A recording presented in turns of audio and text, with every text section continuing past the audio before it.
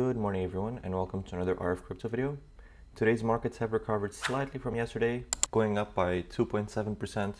The global crypto market cap is now up to $1.31 trillion. Bitcoin and Ethereum respectively have seen 3 and 3.5% recoveries from yesterday. Tether, its peg is back to nearly $1, so that's very good news. USDC has held strong during these tough times and its peg has not moved from $1. And I believe that their reserves are very secure in terms of cash and cash equivalents. So they have very good liquid reserves, and that's why they managed to survive this sort of crash without any repercussions. The rest of the market is recovering quite well.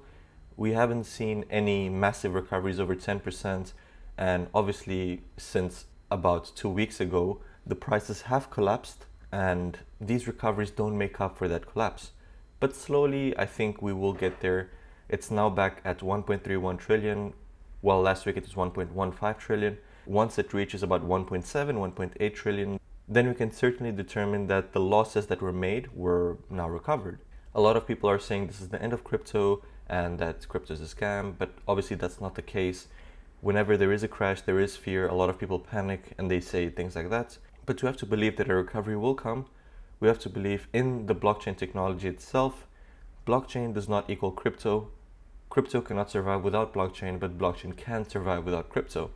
So it is a matter of looking at the bigger picture, seeing technologically how it can change the world, and appreciating the grandiose of blockchain in the bigger picture. We have faced crashes before and we have recovered before, so it means that there is a path to recovery, and we are seeing it despite slowly, despite more painfully.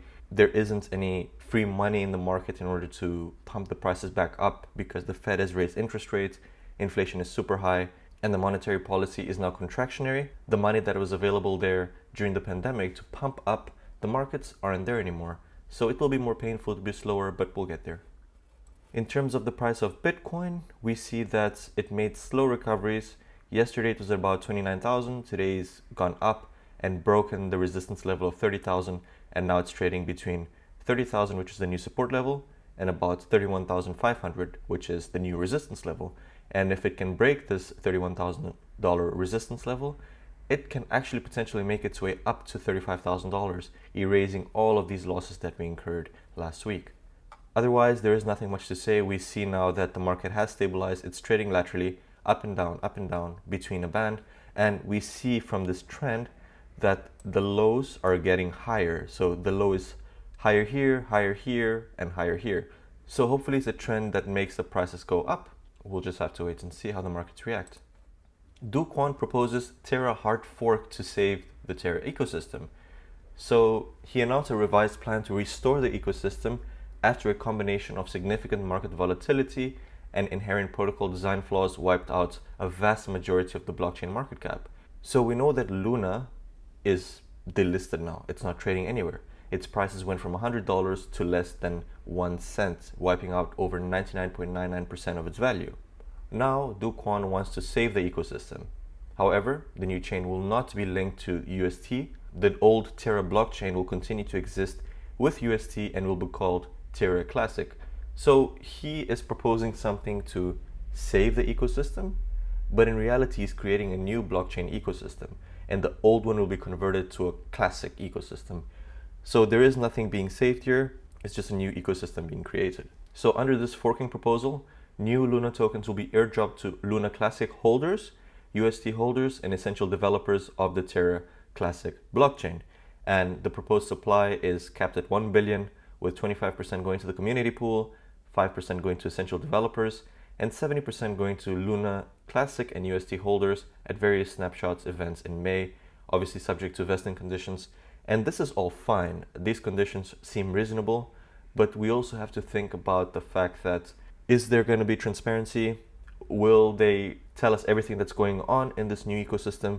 Because of course they can make these promises, but it's actually going ahead with such promises that is essential for the survivability and the continuity of the blockchain. I mean, look at SafeMoon. They promised to take about 5% and put it back into the liquidity pool, but that was siphoned off back into the owner's pockets, and that can happen if there is no transparency.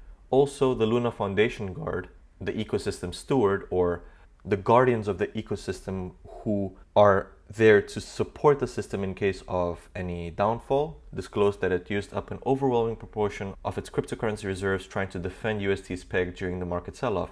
So it had over $1.5 billion worth of Bitcoin. It used all of this to try and pump up the prices, trying to buy back UST at $1. And it wasted all its money. It didn't work. So now they have no reserves. And it's a fact that now Terra needs external capital to survive. On other news, $1.2 billion in Bitcoin was liquidated during last week's crypto crash. When the whole Terra USD debacle happened and it lost its peg and the whole crypto market crashed, the crypto markets began to slip. And on May 14th, Bitcoin derivative traders lost over $1.2 billion in liquidations. That is money that was lost and they're never going to see again. Those are actually losses. There is no profit being made there. So what happens is that liquidations occur when traders have to close a long or short position in an asset that is performing contrary to their expectations. So for example, if the price of Bitcoin is at a certain level and you invest in a long position, you expect the price to go up. But if the prices go down, then it's going contrary to what you expected it. And if your account has insufficient collateral, so you put money in your account in order to leverage your position. So if that money that you put in is insufficient to cover the losses, then in order for the exchange to protect itself, it will liquidate that position and it will take all of your collateral in order to make their money back. And you can put $100 in an exchange in order to get 100 times leverage, so $10,000 worth of Bitcoin. If that price goes down to $9,800, you're making a $200 loss, despite the fact of you only investing $100 of your own money. And that doesn't make sense. And that means that the collateral you put in, your $100, doesn't cover the losses that are being made in the position. So the exchange closes that position, takes your $100, and your account gets to zero. And when that happens, the liquidations put even bigger selling pressure on Bitcoin because it's a negative signal to the market that what people thought would happen is not happening, and it can drive down the prices further and lead to like a domino effect where more liquidations occur. Despite the fact that there was a meltdown in the market due to Terra USD, institutions poured over $300 million into Bitcoin funds. It is an unprecedented level of bullish investment in Bitcoin funds during extreme market volatility, and it's the largest since October 2021. And there has been a lot of institutional interest in blockchain technology because there have been a lot of VC funds and a lot of private companies not only investing in cryptocurrencies like Bitcoin, but they have also been investing in companies that are involved in the blockchain industry, such as cryptocurrency exchanges, such as services provider using blockchain. So a lot of money is actually going into blockchain, and that's what makes me confident that despite us having this meltdown, it's not the end of crypto.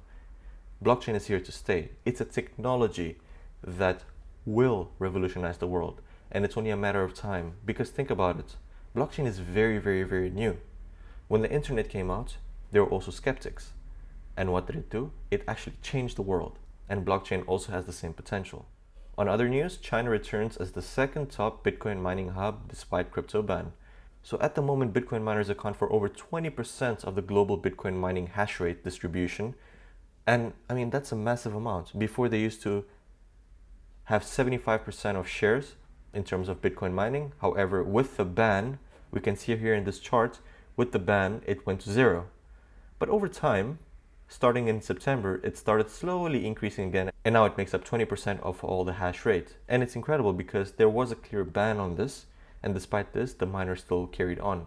And I believe that the party in China that is in control, with its extensive level of surveillance and vigilance, I'm pretty sure they know who are mining Bitcoin. And I think they're just turning a blind eye on them, because if they wanted to shut them down, it wouldn't be so difficult. So at the moment, Georgia, Texas, and Kentucky make up the three largest states in the United States in terms of hash rate, and notable mining activity can also be found in New York, California, North Carolina, and Washington.